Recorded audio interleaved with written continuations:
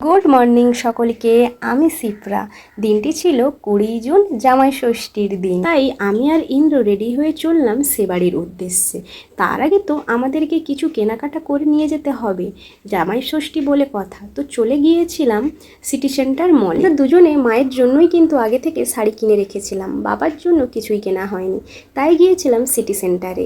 তো মা বলেছিল ইন্দ্র যেন নিজের পছন্দ মতো কিছু কিনে নেয়। আর দিদা এসেছিল বাড়িতে বাবাকেও জামাই ষষ্ঠী করবে বলে। তাও দিদাও বলেছিল যে বাবার জন্য যেন কিছু কিনে নিয়ে যায়। তারপরে দুই শ্বশুর জামাইয়ের জন্য পছন্দসই জামা কাপড় কিনে বাড়ি যাওয়ার পথে মিষ্টি আর ফলটা নেব।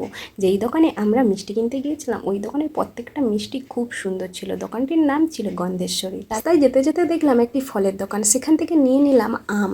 লিচু নেব ভাবছিলাম, কিন্তু কোনো দোকানেই সেই দিন লিচু পাইনি। লিচুর দাম বেশি থাকায় নাকি কোনো দোকানে লিচু তোলে। আমরা বাড়িতে পৌঁছেছিলাম 1টা থেকে 1:30টার মধ্যে। তাই মা তো খুবই রেগে গিয়েছিল। রাগার কারণই আছে, কারণ সকাল থেকে মা উঠে এত আয়োজন করেছে আর আমরা পৌঁছেছি দুপুরবেলা খাওয়ার টাইমে। কারণ আমরা এদিক ওদিক যেতে যেতে আমাদের একটু দেরি হয়ে গিয়েছিল। এই নিয়ে 3 বছর জামাই ষষ্ঠী হয়ে গেল। বিয়ে হয়েছে 2 বছর, কিন্তু জামাই ষষ্ঠী হয়েছে 3 বছর।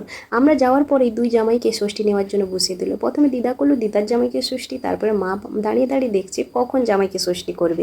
জামাই ষষ্ঠী খাওয়া দাওয়া হই হুল্লোড় নিয়ে খুব ভালোভাবে কেটেছে। তোমাদের জামাই ষষ্ঠী কেমন কাটলো জানিও।